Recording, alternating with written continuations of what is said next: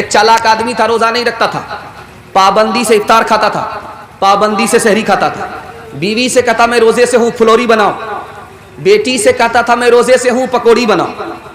और जब भूख लगे प्यास लगे तो करता क्या था, लुंगी और गमछा लेकर के दरिया के किनारे आता और डुबकी मारता, मुंह खोल करके जी भर के पानी पी लेता था। 99 दिन चोर के, एक दिन कोतवाल का।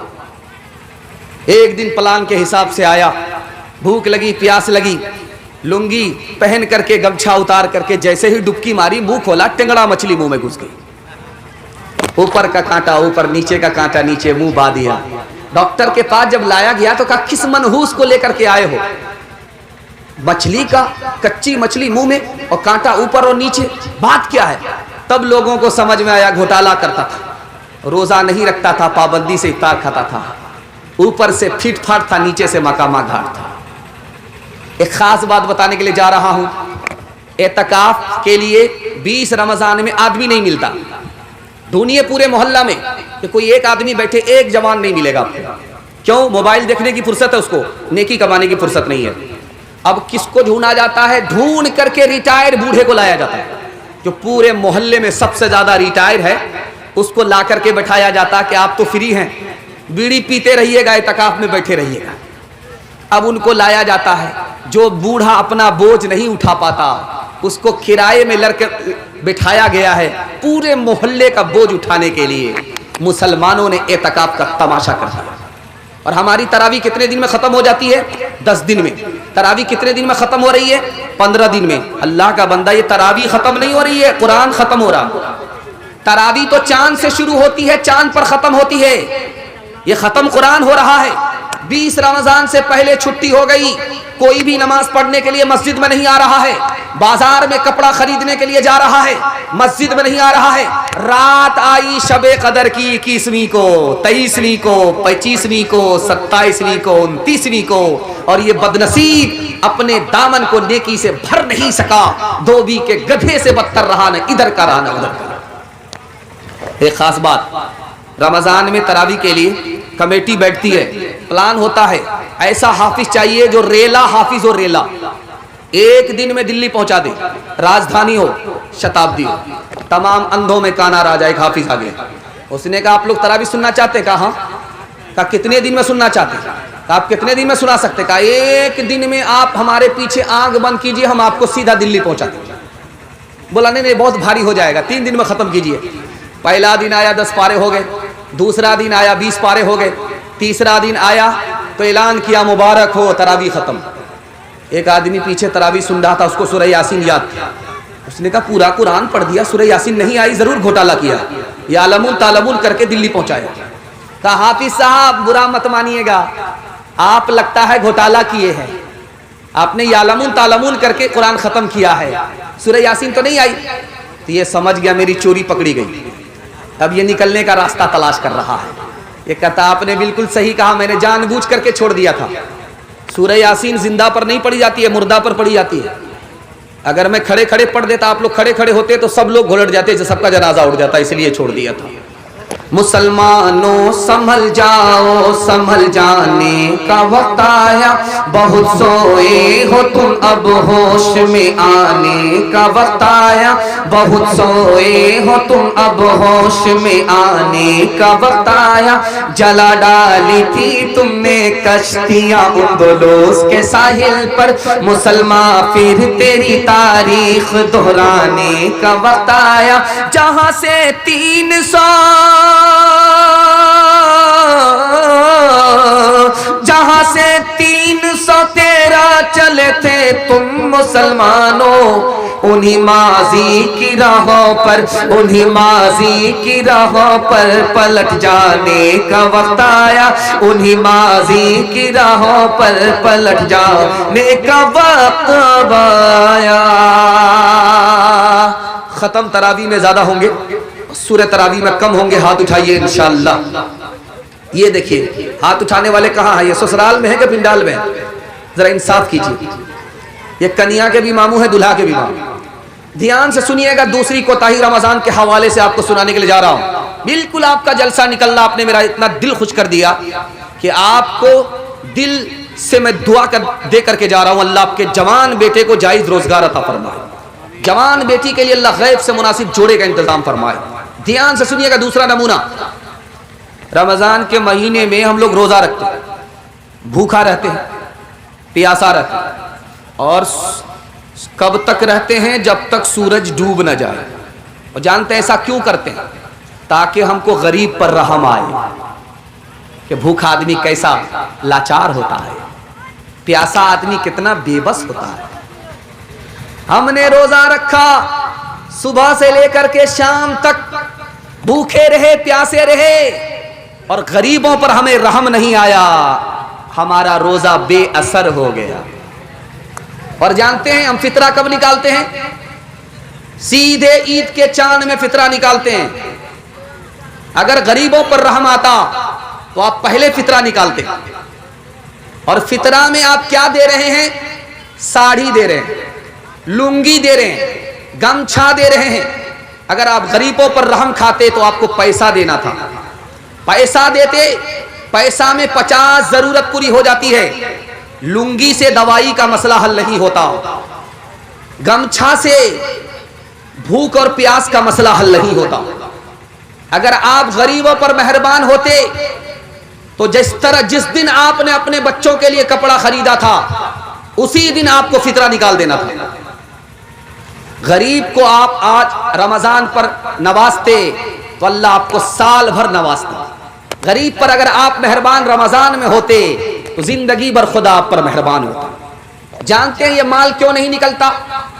गरीबों के लिए, बच्चों के लिए हम हर फरमाइश पूरी करने के लिए तैयार हैं, लेकिन गरीबों के लिए पैसा क्यों नहीं निकलता? जानते हैं इसकी वजह यह है, हमको पैसे से मोहब्बत है, औलाद से मोहब्बत है, बीवी बाल बच्चे से मोहब्बत है, और हम कंजर और कंजूस और मक्खी चूस हो चुके। इसलिए गरीबों के लिए हाथ जेब में तो जाता है, लेकिन जेब से पैसा लेकर के बाहर नहीं निकलता। एक मिसाल पर पैगाम खत्म कर रहा हूं, बहुत ध्यान से आप इसको सुनिएगा। फकीर के पास कौन सी दौलत है? अमीर के पास ये रुपया पैसा है। आपने देखा झोली भर दी गई, मस्जिद का ताबुन था, झोली भर दी गई। अल्लाह इस मस्जिद को आबाद रखे, आपको भी इस मस्जिद से महरूम ना फरमा। ये पैसा अमीर के पास होता है। और गरीब के पास कौन सी दौलत होती है? आपका दिल बहुत मजबूत होगा, आप गरीब को कभी उंगली नहीं दिखाएंगे, गरीब पर आप मेहरबान हो। गरीब के पास जो दौलत होती है वो अमीर के पास भी नहीं होती। अल्लाह ताला जब गरीब को बुलाएगा कयामत में तो बोलेगा मैं तुमको जन्नत में भेज रहा हूं, लेकिन एक सवाल का जवाब दो, दुनिया में जब तुम भूखे थे तो खाना कौन खिलाता था? दुनिया में जब तुम्हारे पास कपड़ा नहीं था तो कौन पहनाता था? वो गरीब बोलेगा एक मालदार था, मेरा पड़ोसी था, मेरा भाई था, मुझे भूखा नहीं रखता था, खाना खिला देता था, मुझे नंगा नहीं रखता था, कपड़ा पहना देता था। तो अल्लाह फरमाएगा ओ गरीब, मैं तुमको जन्नत भेज रहा हूं, अकेले मत जाओ, उस अमीर को भी साथ में लेकर के जन्नत में जाओ। गरीब के पास जो दौलत है वो अमीर के पास नहीं है, खुद जन्नत में जाएगा, अमीर को जन्नत में लेकर के जाएगा। एक मिसाल पर पैगाम खत्म कर रहा हूं, इसको बहुत ध्यान से सुनिएगा, कुछ याद रहे या ना रहे, जिंदगी भर ये बात आपको काम आएगी। कोई अगर आपके यहाँ आ जाए रमजान में मांगने के लिए तो देना है तो दे दीजिएगा, नहीं देना है तो माफी मांग लीजिएगा, ताना मत मारिएगा। बहुत खतरनाक चीज है, अल्लाह का अर्श हिल जाता। एक आदमी खाना खा रहा था, बीवी बगल में थी, पानी पिला रही थी, साइल आया तो शौहर ने कहा ऐसा करो ये खाना ले जाओ, वो जो बाहर खड़ा साइल है उसको दे दो। वो औरत जो खाना लेकर के गई हंसती हुई, वहां से जब वापिस आई तो रोती हुई आई। तो शौहर ने कहा अल्लाह के बंदी हंसती हुई गई, रोती हुई आई, क्या वजह है? कहा वो जो भिखारी था वो मेरा पहला शौहर था, मेरे दरवाजे पर खड़ा था। कहा कि वो भिखारी कैसे हो गया? कहा बहुत बड़ा अमीर था, बहुत पैसे वाला था, गद्दी और सद्दी वाले था, दस्तरखान पर बैठा हुआ था, साइल आ गया, जूते से खबर ली, उस साइल को रोला करके भेजा, उसकी आह लग गई, सारी दौलत बेकार हो गई, भीख का कटोरा हाथ में आ गया। अब इस शौहर ने कहा कि वो साइल जिसको जूता मारा था तुम्हें पता है कौन है? वो मैं था। अल्लाह ने उसकी दौलत का मुझको मालिक बना दिया, उसकी औरत का मालिक बना दिया। हाथ जोड़ करके मैं आपसे कहता हूँ, गरीब को अब ताना नहीं मारेंगे। देना है दे दीजिए, नहीं देना है माफी मांग लेना। हाथ उठा करके वादा कीजिए, बचाएंगे ज्यादा, खर्च करेंगे कम। वो नबियों में रहमत लक़ब पाने वाला, मुरादे गरीबों की बरलाने वाला। वो नबियों में रहमत लक़ब पाने वाला, मुरादे गरीबों की बरलाने वाला। वो अपने पराए का गम खाने वाला, मुसीबत में गैरों के काम आने वाला। फकीरों का मलजा, ज़ईफ़ों का मावा, यतीमों का वाली, गुलामों का मौला। दूसरा पैगाम निकल गया। अब एक तीसरा पैगाम, इसको ध्यान से सुनिएगा। सामने रमजान है और आपको इतना फायदा होगा कि आप हमारे लिए जिंदगी भर दुआ कीजिएगा। सुनने के लिए तैयार है? जोश के साथ हाथ उठा दीजिए। बहुत अच्छा आप सुन रहे हैं, आपने मेरा दिल खुश कर दिया। तीसरा पैगाम आपकी खिदमत में लेकर के आ रहा हूं। 20 रमजान के बाद औरत को भी आप देखेंगे बाजार में, मर्द को भी देखेंगे बाजार में, बच्चों को भी देखेंगे आप बाजार में। किसके लिए? कपड़ा खरीदने के लिए। एटीएम साफ, जेब खाली, फरमाइश अभी तक पूरी नहीं हुई। औकात से ज्यादा टूट करके कपड़ा खरीद रहे हैं, जबकि कपड़ा से संदूक भरा हुआ। बच्चे का कपड़ा अलग, बीवी का कपड़ा अलग। क्या बोलेंगे? ये बच्चे मानते नहीं है। अरे अल्लाह का बंदा, मानते नहीं है तो कौन कहता है मनवाने के लिए? जेब को देख करके ना कपड़ा खरीदेंगे आप, दूसरे को देख करके कपड़ा खरीदेंगे। आपका तो सब कुछ निकल जाएगा। हम कपड़ा खरीद रहे हैं क्यों? दूसरे को दिखाने के लिए। हम कपड़ा खरीद रहे हैं दूसरे को देख करके, अपनी जेब देख ही नहीं रहे। अरे अल्लाह का बंदा, मैं हाथ जोड़ करके आपसे कहता हूं, थोड़ा पैसा है, ज्यादा महंगा कपड़ा मत खरीदिए। ज्यादा पैसा है, महंगा कपड़ा खरीदिए, चल जाएगा। थोड़ा पैसा है, ज्यादा कपड़ा मत खरीदिए, महंगा कपड़ा खरीदिए नहीं। और जितना पैसा है उतने ही का कपड़ा खरीदिए, कर्जा मत लीजिए। मैं हाथ जोड़ करके कहता हूं, वरना पागल होना पड़ेगा। ईमान का सौदा करना पड़ेगा। ईमान भी जा सकता है, आबरू भी जा सकती है। मैं बता रहा हूं, ये पैसा है आपके पास तो आपकी कमर है। अगर ये पैसा निकल गया तो आपकी कमर टूट जाएगी। ये पैसा आपके पास है तो आपका दीन ईमान है। अगर ये पैसा चला जाएगा तो दीन ईमान का भी भरोसा नहीं है, वो भी चला जाएगा। बेटी ने बाप से पूछा, अब्बा हुजूर इंसाफ से बताओ, मेरी जो शादी कराए हो कितना पैसा खर्च हुआ था? तो बाप की आंख से आंसू निकल गए। कहा, बेटी इतना पैसा खर्च हुआ, इतना पैसा खर्च हुआ, उधार लेना पड़ा, कर्जा करना पड़ा। और तू जवान हो गई, तेरा बेटा जवान हो गया, मैं बूढ़ा हो गया हूं, कब्र में पैर लटक गए, अभी तक कर्जा चुका नहीं सका हूं।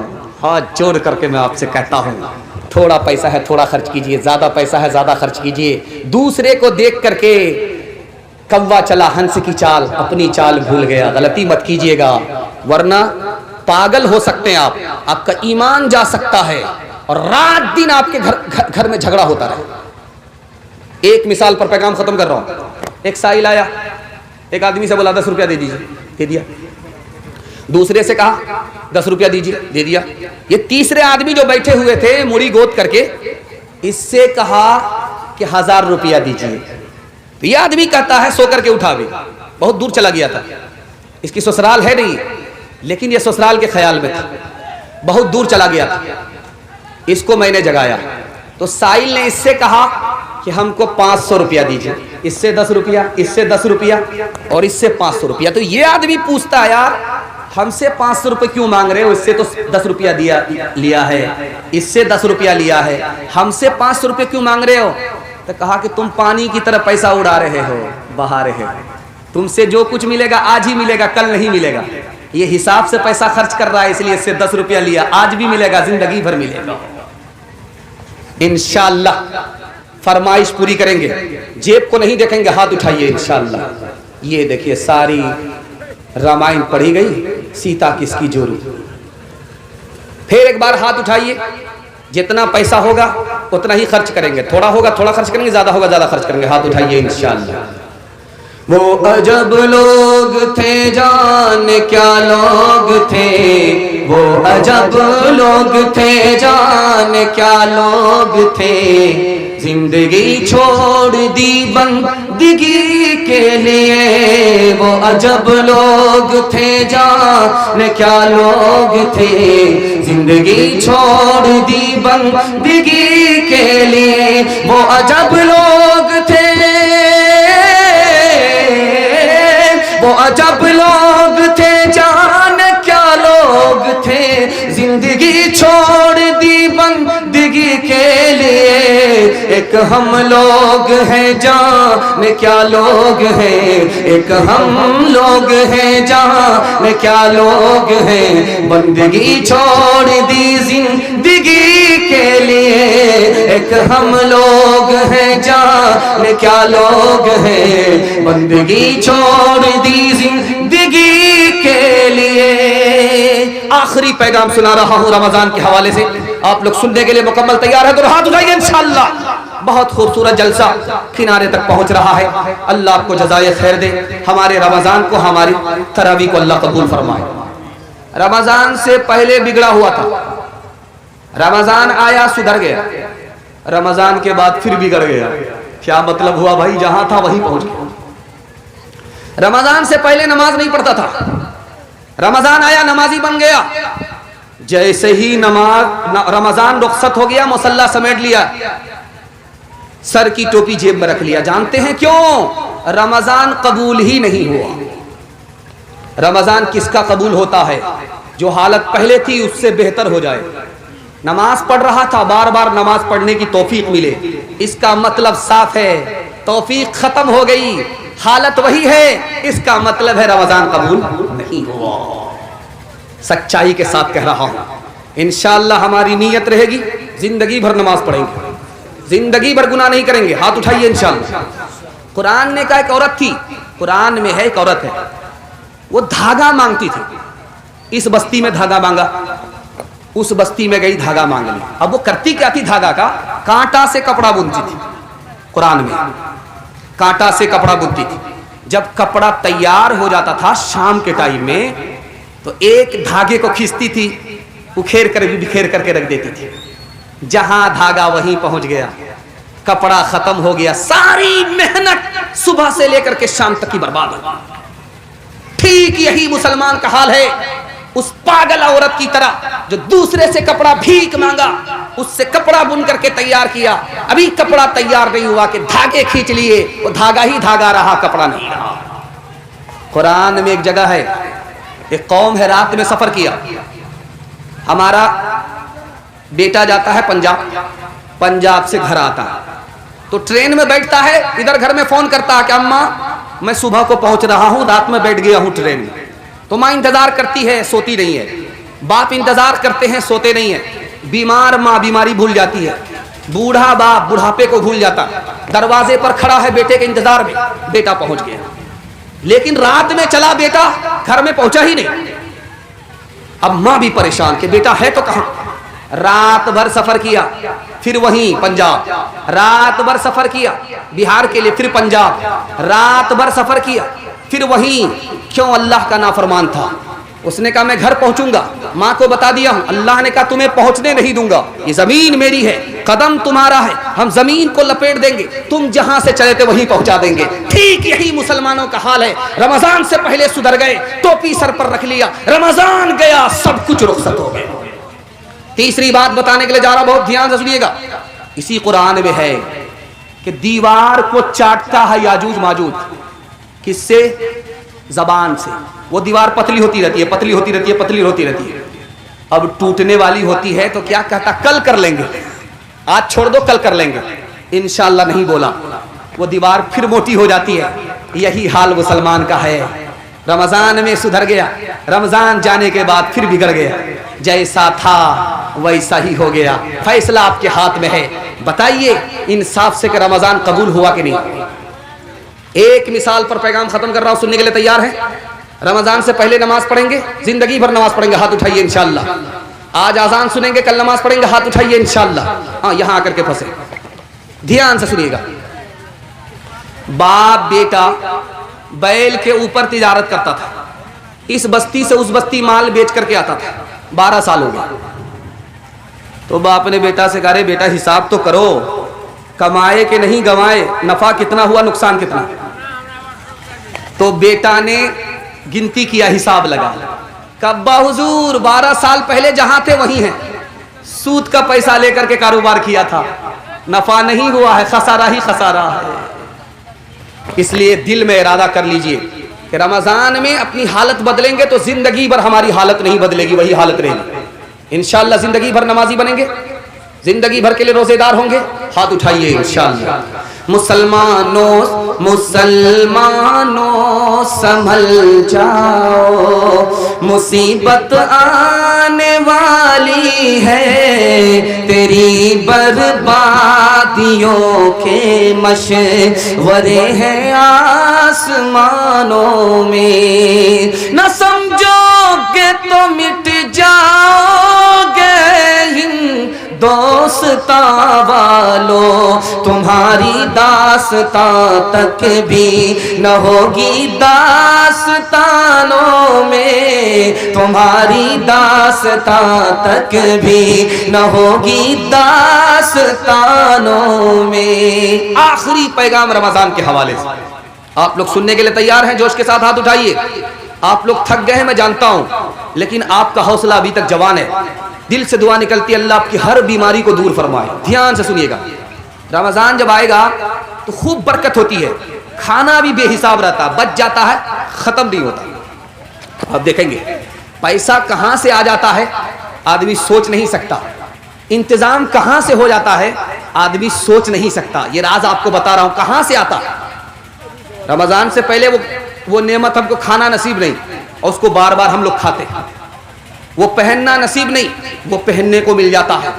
ये रमजान में बरकत कहां से आती है, ये राज बता रहा हूं, ध्यान से सुनिएगा। पूरी दुनिया का मुसलमान एक वक्त में नमाज पढ़ रहा है, इसलिए अल्लाह आसमान से छप्पर फाड़ करके बरकत भेज रहा है। पूरी दुनिया का मुसलमान एक वक्त में नाफरमानी नहीं कर रहा है, अल्लाह की फरमाबरदारी कर रहा है, उसकी बरकत है, अल्लाह छप्पर फाड़ करके दे रहा है। मुसलमान जब एक साथ खड़ा हो जाता है फरमाबरदारी के लिए, इत्तिहाद के दामन को मुसलमान पकड़ लेता है, तो अल्लाह ऐसे दूह देता है आसमान को जैसे हम गाय से दूध को दूह लेते हैं। इसलिए मैं आपसे कहना चाह रहा हूं, अगर रमजान से पहले भाई भाई का झगड़ा है तो खत्म कर लीजिए। हाथ उठाइए, भाई को माफ करेंगे, हाथ उठाइए इंशाअल्लाह। अगर बीवी से नफरत है, माँ बाप से नफरत है, तो मैं हाथ जोड़ के कहता हूं रमजान से पहले उस नफरत को भूल जाइए, मोहब्बत करने का वादा कीजिए, इंशाअल्लाह मोहब्बत करेंगे। तीसरी चीज, आपका भाई गरीब है, आपसे हालत उसकी अच्छी नहीं है, आप रमजान से पहले वादा कीजिए कि उनकी मदद करेंगे। इंशाअल्लाह आपका रिश्ता भाई से ऐसा मजबूत होगा कि कोई काट नहीं सकता, कोई तोड़ नहीं सकता। हाथ उठा करके वादा कीजिए, दूसरे की मदद करेंगे इंशाअल्लाह। अब मैं आपको राज बता रहा हूं, ध्यान से सुनिएगा। 3 आदमी बैठे हुए थे चाय की दुकान में, चाय पी रहे थे। उसमें एक मुसहर बैठा हुआ था, एक डोम बैठा हुआ था, एक मुसलमान था। 3 आदमी थे बैठे हुए। ये मुसलमान कहता है डोम से कि तू मेरा भाई है, तेरे माँ बाप भी एक है, वही हमारे माँ बाप। मुसहर से कह रहा है, दलित से कह रहा है कि तुम्हारे माँ बाप एक, तू मेरा भाई भाई है। तो दोनों ने कहा, मुसहर ने और डोम ने कहा, अगर तू मेरा भाई है तो मेरा जूठा पी करके देखा। मैं चाय पी रहा हूँ, मेरा जूठा पी करके देखा। डोम ने पिया था तो मुसहर से कहा तुम मेरा जूठा पी करके दिखाओ, तो उसने पी करके दिखा दिया। अब बारी आई मुसलमान की, जूठा पीना है, दावा है कि तुम भाई हो तो साबित करो, जूठा पी करके दिखाओ। तो मुसलमान कहता है कि मैं तो पी लेता, क्या कीजिएगा, मेरा रोज़ा है, जैसे पीऊँगा मेरा रोज़ा टूट जाएगा। तो वो डोम कहता अगर तुम्हारा रोज़ा था तो चाय की दुकान में क्यों बैठा हुआ है, ज़रूर घोटाला है। तीसरी मिसाल आ रही है, ध्यान से इसको सुनिएगा। एक नौजवान गैर मुस्लिम का पश्चिम की तरफ पेशाब कर रहा था। एक बूढ़े ने देखा, लाठी उठाया, का कम वक्त कहीं के पश्चिम मेरा किबला है काबा है, तू पश्चिम की तरफ पेशाब क्यों कर रहा? कहा माफ कर दीजिएगा मुझे पता नहीं था, मैं गैर मुस्लिम हूँ। अगले दिन देखा कि वही बूढ़ा मुसलमान पश्चिम की तरफ पेशाब कर रहा है। अब ये जवान रुक गया कि जरा चचा से पूछेंगे, कल तो ये लाठी उठा रहे थे, आज खुद ही पश्चिम की तरफ पेशाब कर रहा। कहा कि चचा कल मैं पेशाब कर रहा था, आप लाठी उठा रहे थे, बुरा मान रहे थे, आज आप खुद पश्चिम की तरफ पेशाब कर रहे हैं। तो बड़े मी ने कहा कि तुम्हें इससे क्या लेना देना, किबला मेरे बाप का है कि तेरे बाप का? जमात वाले आ गए मस्जिद में, कमेटी ने रोक लिया कि तरावी 8 रकात है या 20 रकात है। तो जमात वाले फंस गए, अब करें तो क्या करें? 8 बताएंगे, अगर पूछने वाला 8 पढ़ता है तब तो पढ़ने देगा, अगर पूछने वाला 20 पढ़ता है तो निकाल देगा। तो उसने कहा कि अरे भाई आप क्यों पूछ रहे हैं? नहीं, जब तक साबित नहीं करोगे कि तरावी 8 रकात है या 20 रकात है, मस्जिद में दाखिल होने नहीं देंगे। तो इन्होंने दिमाग लगाया, देखिए साहब, जो लोग 8 रकात तरावी पढ़ते हैं वो बहुत कम पढ़ते हैं, जो लोग 20 रकात पढ़ते हैं वो बहुत ज्यादा पढ़ लेते हैं, लेकिन पढ़ते दोनों हैं। हम तो चाहे 8 रकात पढ़ेंगे चाहे 20 रकात पढ़ेंगे दोनों। आप उससे सवाल जवाब कीजिए जो ये भी नहीं पढ़ते वो भी नहीं पढ़ते। इंशाअल्लाह मसलक के झगड़े से, भाई के झगड़े से, जमीन जायदाद के झगड़े से हम लोग अलग हो जाएंगे। भाई भाई बनकर के एक और नेक बनकर के जिंदगी गुजारेंगे। हाथ उठाइए इंशाअल्लाह। तदबीर से बिगड़ी हुई तकदीर बना ले, तकदीर बना ले, अपने पे भरोसा है तो ये दाव लगा ले, ये दाव लगा ले। क्या खाक वो जीना है, क्या खाक वो जीना है जो अपने ही लिए हो, खुद मिट के किसी और को मिटने से बचा ले, मिटने से बचा ले। औरतों के हवाले से आखिरी पैगाम सुनने के लिए मुकम्मल तैयार है? दोनों हाथ उठाइए इंशाअल्लाह जोश के साथ। बिल्कुल आखिरी पैगाम औरतों के हवाले से सुना रहा हूं। माँ बाप से ज्यादा साली पर मेहरबान होंगे, हाथ उठाइए इंशाअल्लाह। बीवी से पूछ करके माँ बाप को खर्चा देंगे, हाथ उठाइए इंशाअल्लाह। बीवी से पूछ करके दाढ़ी रखेंगे, हाथ उठाइए इंशाअल्लाह। ये देखिए कहां है ये लोग, इन लोगों का जनाजा पढ़ेंगे, ये लोग जिंदा नहीं है। ध्यान से सुनिएगा। पंजाब से शौहर आया और बीवी से कहता है कि बड़ा अच्छा बंदर मिल रहा था, पैसा रहता तो तुम्हारे लिए खरीद करके ले आता। तो बीवी ने कहा इसमें परेशान होने की क्या बात है, पैसा भी बच गया, मेरे लिए तो सबसे बड़े बंदर आप ही हैं, बंदर खरीदने की जरूरत क्या है।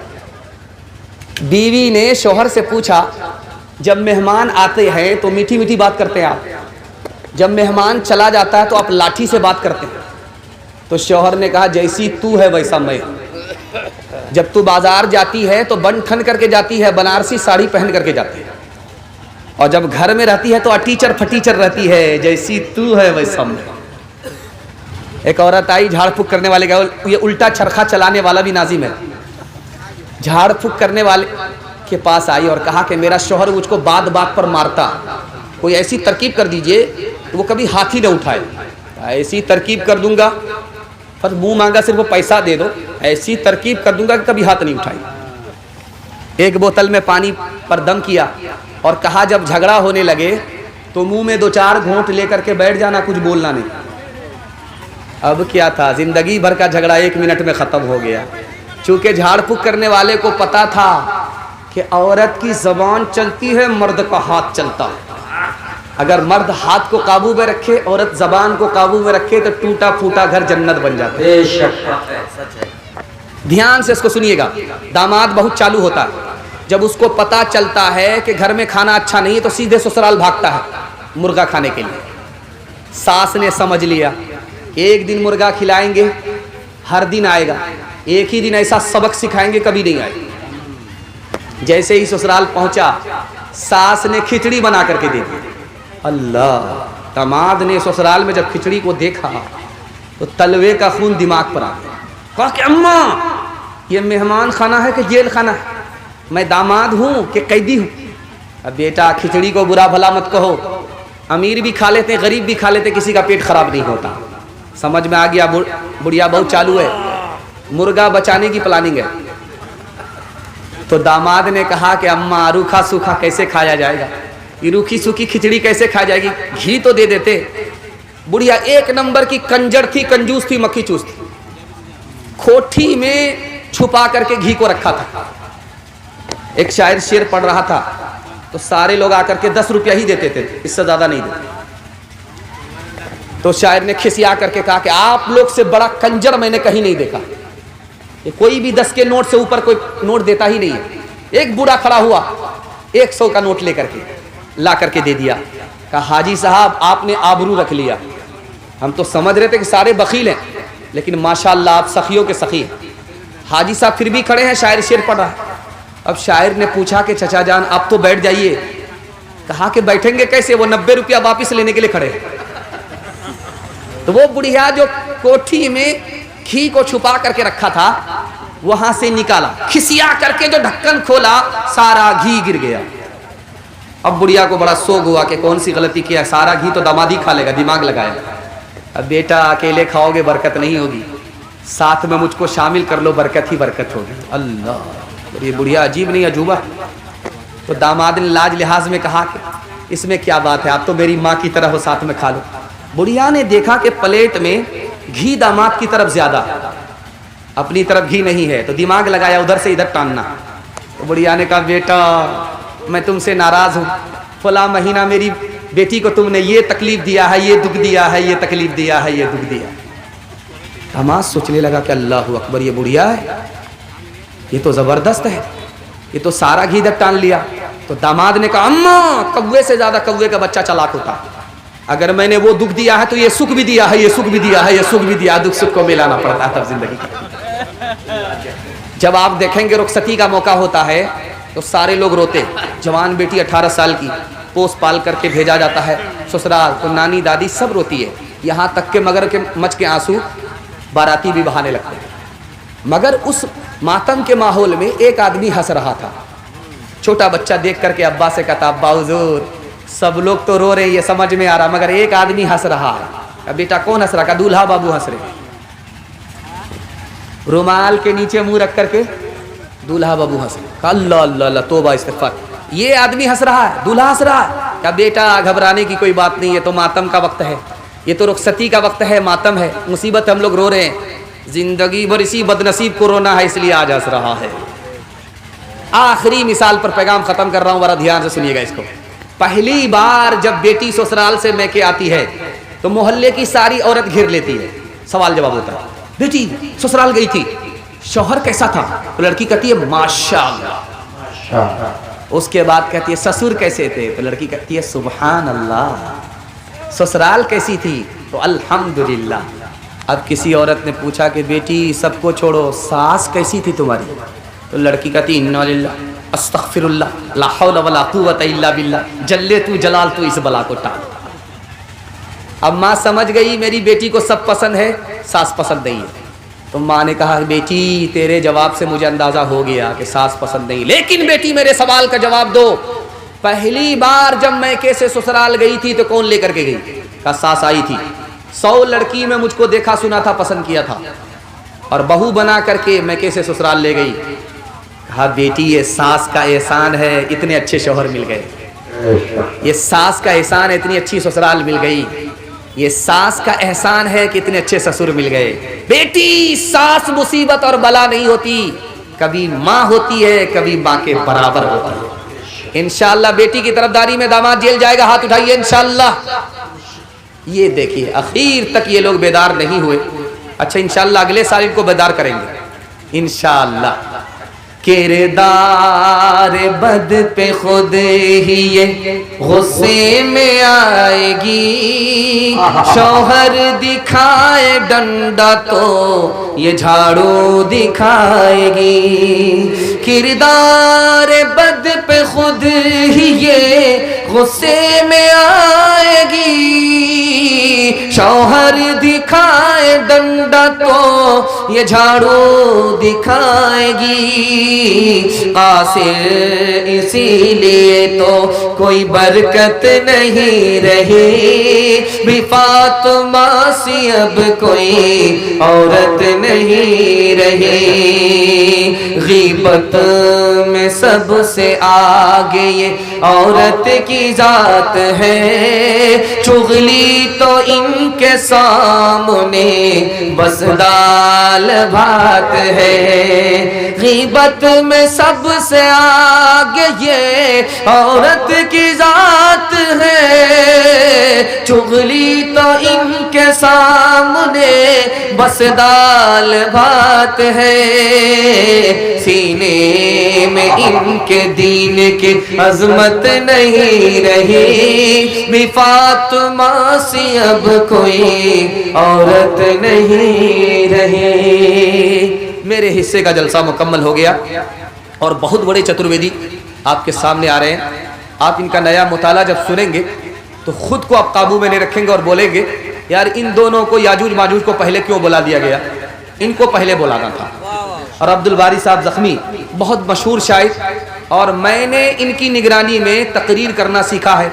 वो दौर था मुझे अब याद आ रहा है कि जहाँ से हम लोगों को अररिया से उरूज हुआ, यही सब शायर हैं। इन्होंने जलसा दिया हम जैसे तिफले मकतब को, इन्होंने उंगली पकड़ करके चलना सिखाया। इतने बड़े शायर को आप लोग सुनने के लिए बैठे हैं, ये आपके दोनों मेहमान हैं।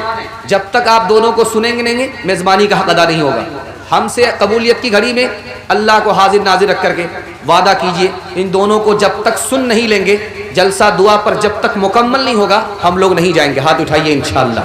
न किताबों से नवाजों से नज़र से पैदा दीन होता है, बुजुर्गों की नज़र से पैदा। नहीं सीखा इन्होंने दीन रख कर शेख के घर में, पले कॉलेज के चक्कर में, मरे साहब के दफ्तर में थे, केक के चक्कर में तो रोटी भी गई, बड़ी शे की ताक में थे तो छोटी भी गई, न मानी बात वाइस की थे, पतलून के चक्कर में तो लगोटी भी गई। वाखिर दावाना अनिल हम्दुलिल्लाहि रब्बिल आलमीन।